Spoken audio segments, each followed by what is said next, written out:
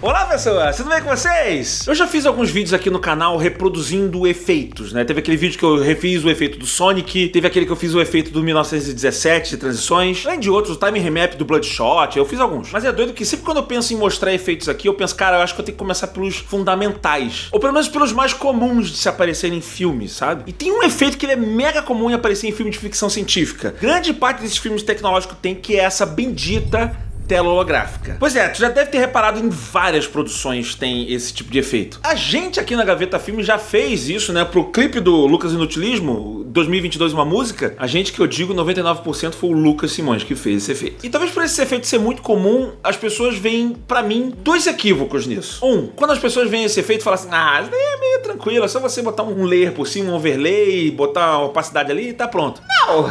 Fora o layout disso tudo, que tem uma lógica que eu vou falar em breve, tem todo um lance de perspectiva, desfoque, que ajuda a integrar o efeito, e é uma das paradas mais legais de se fazer esse efeito aí. E o segundo ponto sobre esse efeito é que tem muita gente que vai dizer que esse tipo de tela, imagem translúcida, ela não ia ser usada na vida real. E eu estava incluso nesse grupo, tá? Mas pessoa, depois que você experimenta um VR e você vê esse tipo de coisa sendo aplicada, a sua opinião muda. A minha mudou. Enfim, eu vou te explicar a vantagem desse mundo mágico e holográfico logo depois da vinhetinha.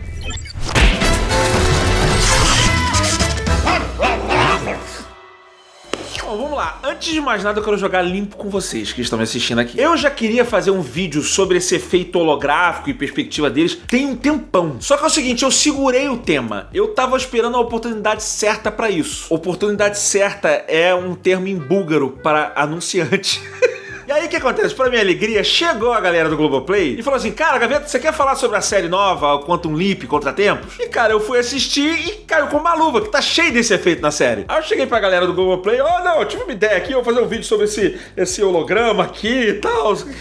Mentira, só tava esperando a oportunidade. Galera do Globoplay, calma, olha só, eu vou acabar usando a série como exemplo pra me ajudar a exemplificar o efeito, tá? Até porque esse efeito é muito bem feito na série. Fora que assim, quem me acompanha aqui no canal sabe que eu amo o tema viagem no tempo. A série é sobre viagem no tempo. Então, mas calma, eu vou fazer um vídeo especial sobre viagens no tempo. Isso! Mas hoje eu quero falar sobre esse tipo de holograma, de interface, e eu vou confessar, é porque a gente teve uma festa recente agora com o pessoal da Gaveta Filmes lá na casa do meu amigo Alexandre Chaves, e a gente testou o VR dele lá, que é aquele MetaQuest 2. Pega a arma dele.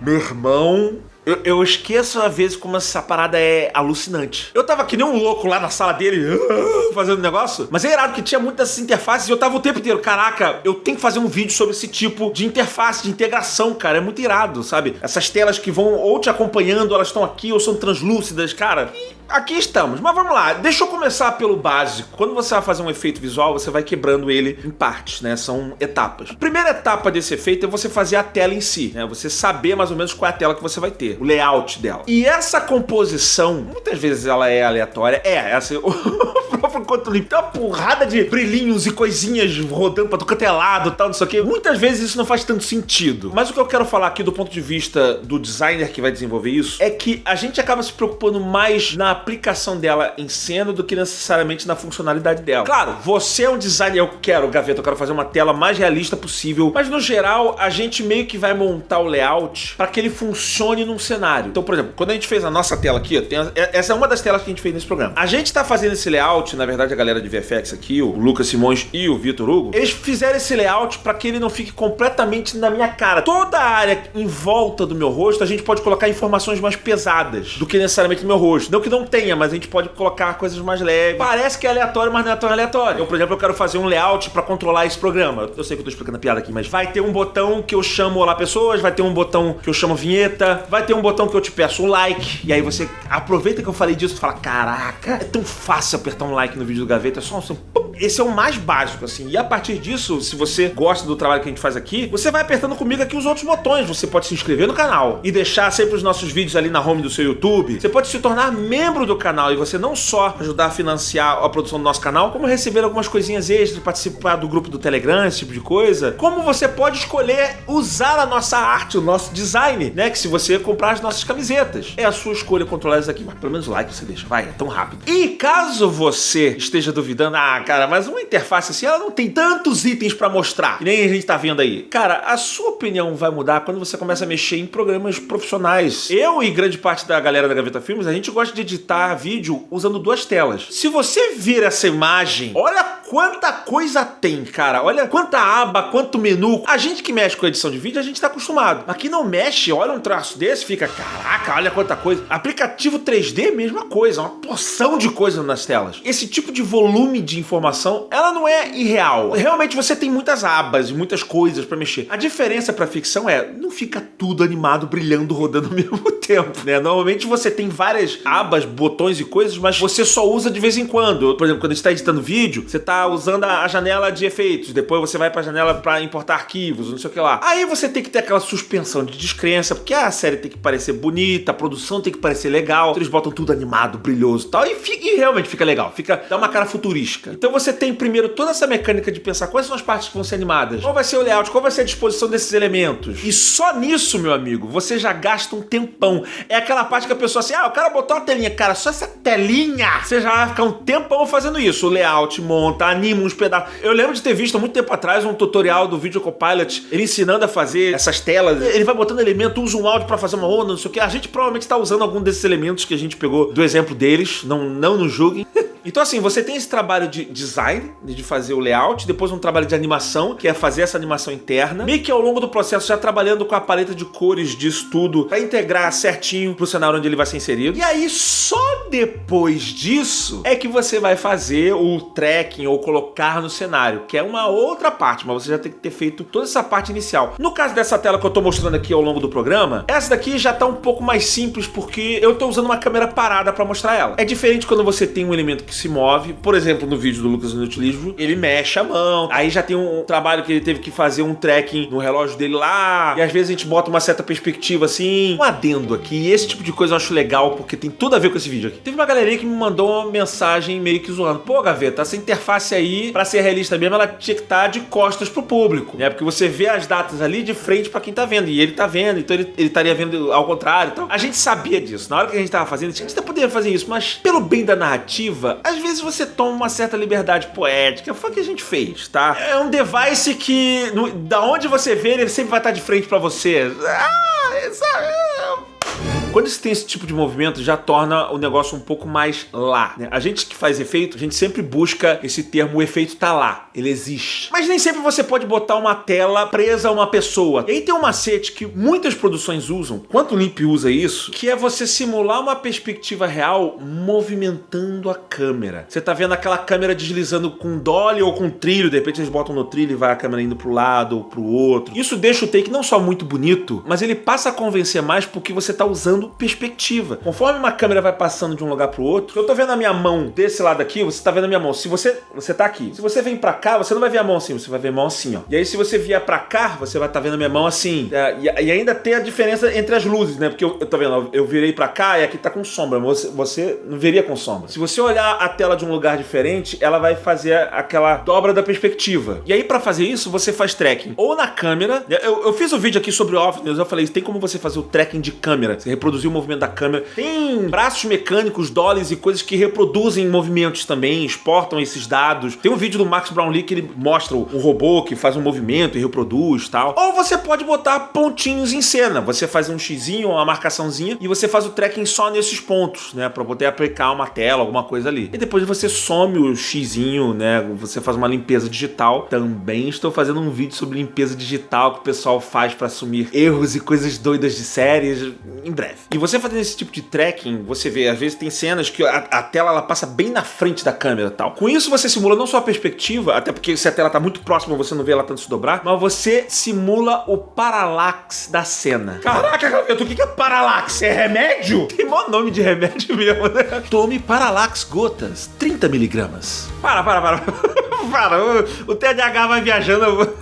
Parallax é essa relação de distância dos elementos que estão na frente e estão atrás, né? Então, se você vai para um lado ou vai para o outro, o elemento que está mais próximo de você, ele vai mexer muito mais do que o elemento que está lá atrás. Porque nós estamos falando de perspectiva. Então, quando eles fazem esses takes laterais, eles estão forçando um parallax, entendeu? E muitas vezes eles brincam não só com isso, mas também com um ponto focal. Quando você filma alguma coisa, não fica tudo em foco. Que nem eu aqui agora. Eu estou em foco e o meu cenário está fora de foco. Se eu fizer assim, ó, agora o meu cenário está em foco e eu estou fora de foco. E normalmente você tem tipo uma faixa onde as coisas estão em foco. Ó, por exemplo, a minha mão aqui, ela tá em foco, porque ela tá perto do meu olho. Conforme ela vai chegando pra trás, ela vai saindo de foco até ela ficar desfocada, tá vendo? Não consigo ler nada. E sim, você pode variar o tamanho dessa faixa que fica em foco, pode ser uma linha bem... Só o que tá aqui tá em foco, ou só o que tá aqui tá... Ou muita coisa tá em foco, dependendo da abertura do diafragma da sua lente. Sim, eu sei que é mais um nome de remédio. Dores de cabeça? Tome diafragma, gotas de 30 miligramas. Enfim, isso é a abertura da lente. Quanto mais a lente ela tá aberta, aquela lente,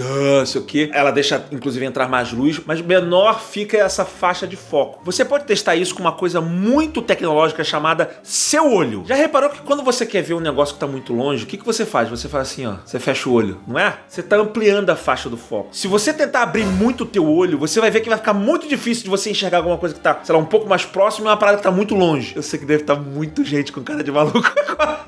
O lance é, quanto menor essa faixa de foco, tudo que ficar antes ou depois dela vai ficar mais desfocado. Quanto menor essa faixa, maior o desfoque de fundo, tal, não sei o quê. Então quando a gente faz esse elemento, por exemplo, uma tela passando na frente, a gente vai ter que simular esse desfoque, provavelmente com Gaussian Blur. Não!